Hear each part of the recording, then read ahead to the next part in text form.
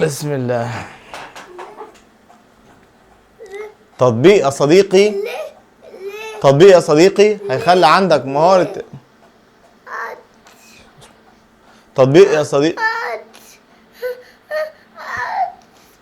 انا هصور. طب استنى انا اصورك، اقول ده اصورك. تطبيق يا صديقي هيخلي عندك مهارة التحدث في حتة تانية.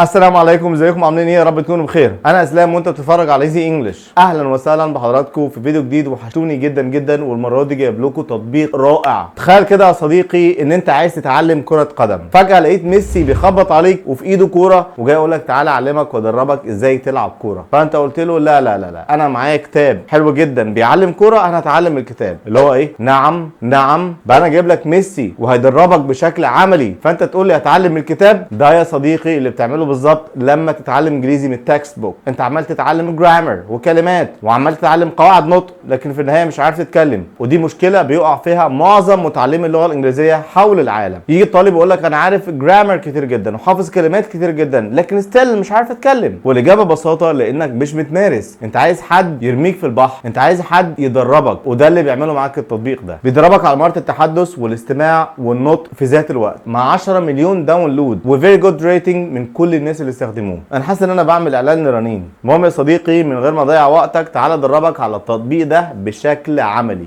هيظهر قدامك على الشاشه يا صديقي دلوقتي التطبيق. هتكتب على البلاي ستور انجلش سبيكينج براكتس. ده شكل التطبيق، مكتوب عليه كلمه توك زي ما انت شايف كده. فهنفتح التطبيق. لما تفتح التطبيق يا صديقي هتلاقيه متقسم لمستويات. فالمستوى الاول بيجنر، فهنضغط هنا على المستوى الاول ستارت.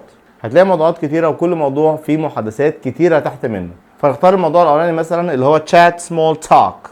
نضغط عليه كده، جاب لكم محادثات كتيره جدا عن الموضوع ده. فخلينا نختار مثلا المحادثه الاولى اهي. هتلاقي يا صديقي التطبيق منظم تنظيم رائع، انا ما شفتش حاجه اجمل من كده. هتلاقي listen من فوق كده، listen quiz practice وكمان ريكورد. تعالى بقى نتدرب على واحده واحده. ليسن يا صديقي لما تشغلها هتسمع الدايلوج كلها. الشخص الاولاني اللي هو اسمه هنري والشخص الثاني اللي اسمه ران. تعال نسمع كده. I was on the phone for an hour. Who were you talking to for an hour? Sam, an old friend from college. When is the last time you talked to him? At college graduation. Wow, that was 30 years ago. We had a lot of catching up to do. بعد كده انت هتجيب كوبي بوك وهتكتب فيه الكلمات الجديده عليك وتجيب ترجمتها من القاموس، والجمل اللي عليها موجوده هنا في الديالوج. فانت هتعمل ايه؟ هتجيب الكوبي بوك تكتب الكلمه بلون وتكتب الجمله عليها بلون. كده سمعنا وعرفنا الكلمات الجديده وكتبناهم في جمل. تعال بقى نروح للايقونه الثانيه واللي هي كويز. نضغط كده هتلاقيه بيقول لك سؤال وعليه اجابه. السؤال ده بيختبرك في المعلومات اللي انت سمعتها في المحادثه من شويه. فبيقول لنا مثلا How long was Henry on the phone؟ طبعا احنا سمعنا ان هو كان بيتكلم لمده ساعه، فنيجي نختار هنا مثلا an hour ونقول له تشيك، هيقول لك كوريكت. وبعدين تجيب السؤال اللي بعده من هنا نيكست. نيجي بقى للايقونه الثالثه ودي بقى قنبله، قنبله حرفيا قنبله. براكتس. مدرس بيكلمك 24 ساعه في اليوم، 7 ايام في الاسبوع، 30 يوم في الشهر. براكتس ده يا صديقي انت هتختار شخصيه هتقولها والتطبيق هيقول الشخصيه الثانيه، وكمان ممكن تعمل سويتش للشخصيات. فانا اختار مثلا هنري خلاص واقول له اتكلم كده. I was on the phone for an hour. Who were you talking to for an hour? Sam, an old friend from college. When is the last time you talked to him? At college graduation. Wow, that was 30 years ago. We had a lot of catching up to do. وكمان ممكن تغير الشخصيات. ممكن تختار هنري فتتدرب على الشخصيه الثانيه. اذا انت هتاخد الطرف الاول في المحادثه وبعدين هتاخد الطرف الثاني في المحادثه. حاجه في منتهى الروعه. تمام. نيجي بقى للايقونه الرابعه واللي هي ريكورد، ودي بيتيح لك ان انت تسجل لنفسك عن طريق الذكاء الاصطناعي، وبعد كده تشوف يا ترى انت قلتها صح ولا لا. انا هختار شخصيه وتعالى نقول له ايه سجل. فيقول لنا ايه ستارت ريكوردينج. I was on the phone for an hour. Who were you talking to for an hour? Sam, an old friend from college. When is the last time you talked to him? At college graduation. Wow, that was 30 years ago.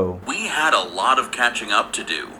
كده احنا سجلنا فبيقول لك ايه Do you want to save your dialogue؟ فاقول له yes. I was on the phone for an hour. Who were you talking to for an hour? Sam, an old friend from college. When is the last time you talked to him?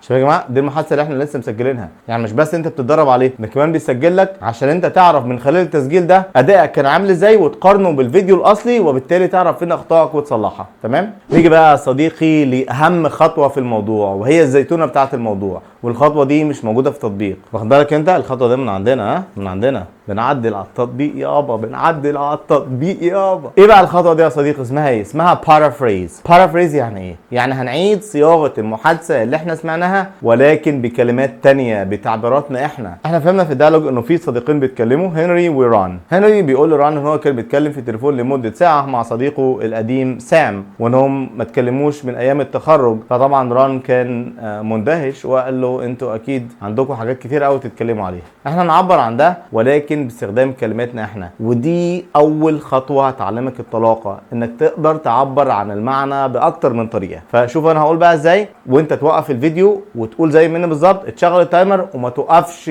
ابدا نهائي الا لما تخلص. تمام؟ طيب فانا هقول لك there were two friends talking, Mr. Henry and Ron. Mr. Henry said he talked on the phone with an old friend named Sam for an hour, and then the other person said who Sam was. Mr. Henry answered, we were friends from college, but we hadn't spoken since graduation, which was 30 years ago. And then Mr. Ron was surprised and said, wow, that's amazing, that's so interesting. You have a lot of things to talk about. وبكده اصدقائي احنا عبرنا عن المحادثه اللي سمعناها ولكن بكلمات لها علاقه بينا، ودي بقى زي ما قلنا من شويه دي بتعلمك الطلاقه في اللغه. تمام؟ ده كان فيديو النهارده. لو انت شايف الفيديو مفيد او هيساعد اي حد من فضلك لايك كومنت شير. We thank you for watching guys. I'll see you next video.